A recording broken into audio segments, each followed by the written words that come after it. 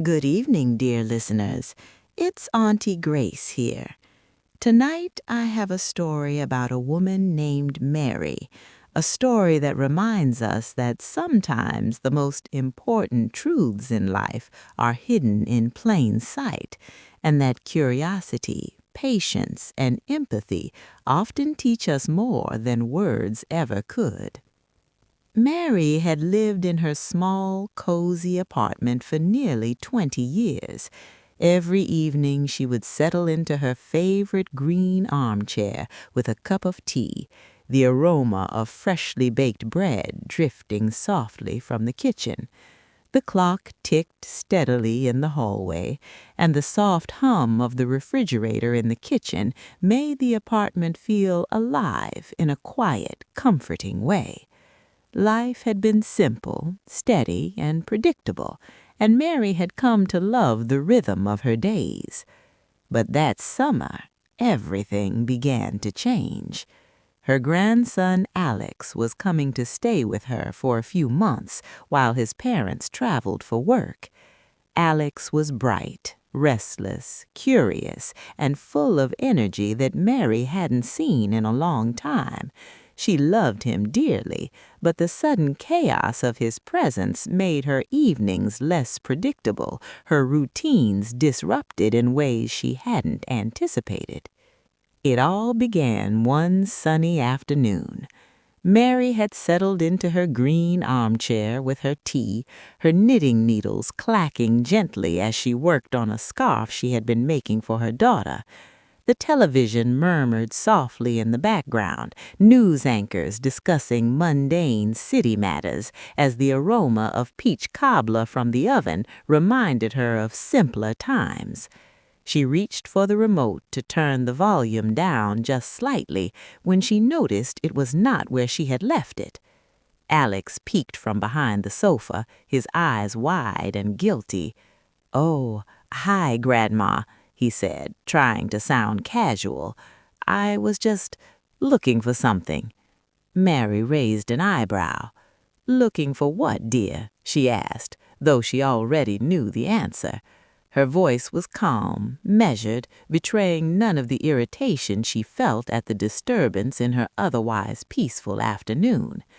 "Nothing, just nothing," he mumbled, shoving his hands into his pockets. She shook her head, smiling faintly to herself. "Curiosity is a fine thing, Alex, but some things are best left undisturbed." He didn't respond, and that was enough for her to notice that something had shifted in the apartment. Small things were not where they were supposed to be. A magazine slightly askew on the coffee table, her knitting yarn tangled in a way it never had been before. It was subtle, almost imperceptible, but Mary's senses had grown sharp over the years, trained by decades of paying attention to the details that mattered. That night, Mary went to bed feeling slightly unsettled. The apartment was quiet, but she couldn't shake the feeling that she wasn't alone. Not in the literal sense.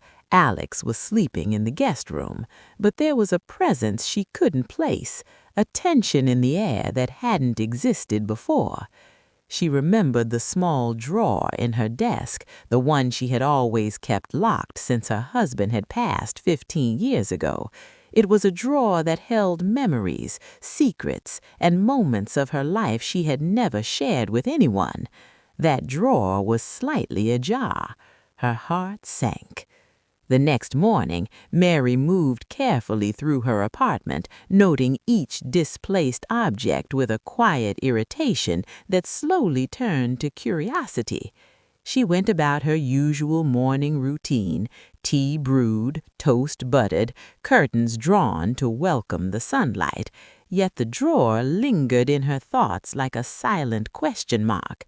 She didn't know whether to open it, whether to confront whatever secrets her husband had left behind, or to leave it be, allowing it to remain a small mystery in her orderly life. Over the next few days, strange things continued. Small noises echoed through the apartment, footsteps that didn't belong to Alex, a soft rustle in the corner where no breeze reached.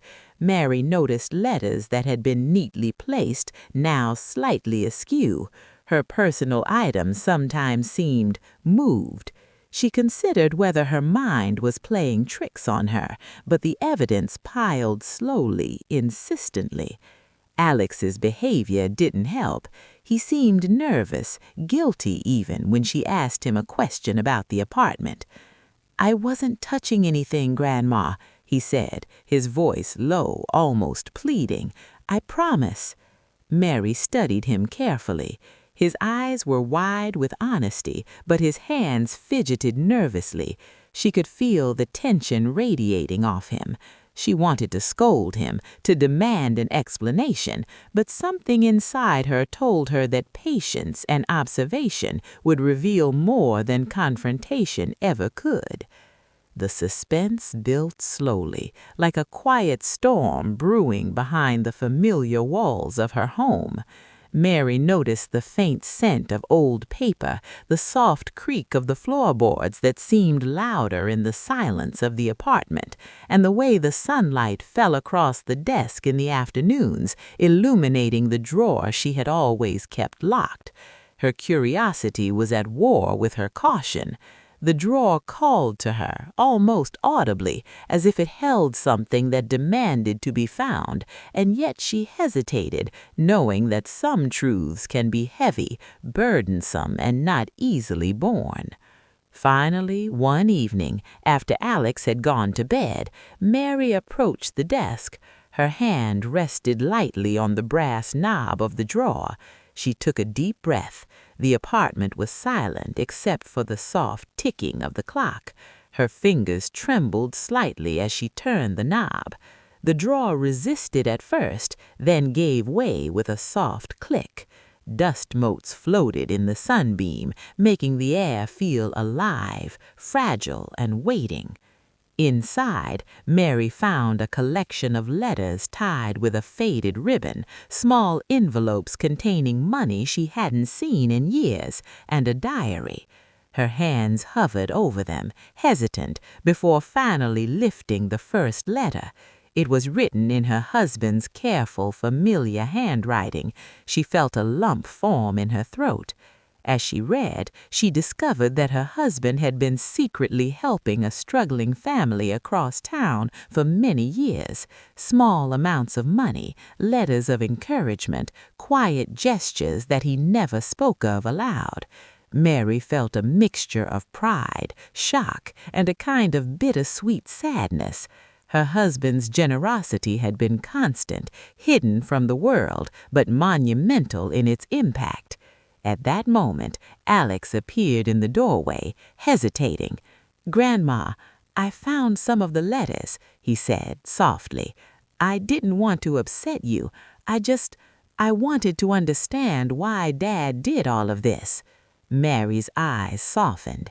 She took a deep breath and invited him in, closing the drawer gently.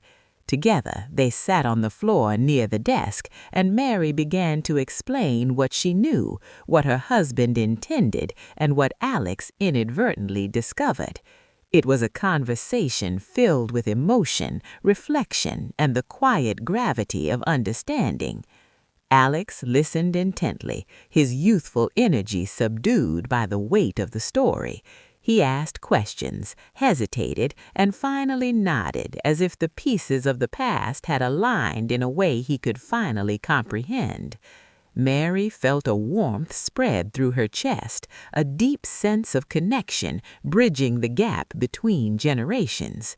That summer, Mary learned that secrets are not always meant to harm, that curiosity is not always disruptive, and that empathy is a bridge to understanding, even when the truth comes slowly or hidden in plain sight.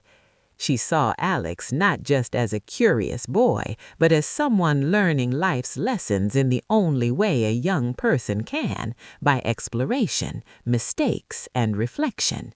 As the sun set over the apartment building, Mary brewed another cup of tea. The apartment felt alive, not just with objects and memories, but with lessons learned and connections strengthened. She realized that the drawer, once a silent keeper of the past, had become a bridge to the future. And so, dear listeners, remember this: life often hides lessons in the most ordinary places. Patience, trust, and empathy are just as important as courage and action. Sometimes the most valuable truths are tucked away, waiting for the right moment to be discovered, and the people who uncover them may be exactly those who need them most. The apartment was quiet now. The clock ticked steadily. Alex was asleep in the guest room. Mary sat back in her armchair, sipping her tea, reflecting on the summer, the letters, and the quiet generosity that had gone unnoticed for years.